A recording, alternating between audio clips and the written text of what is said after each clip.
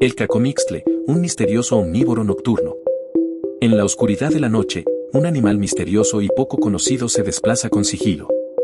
Se trata del cacomixtle, un omnívoro nocturno que habita en los bosques de América del Norte.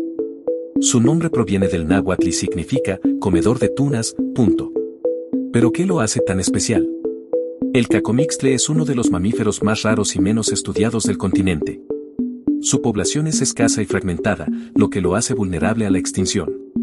¿Quieres aprender más sobre los animales más fascinantes y misteriosos del planeta? Suscríbete a nuestro canal para más contenido emocionante.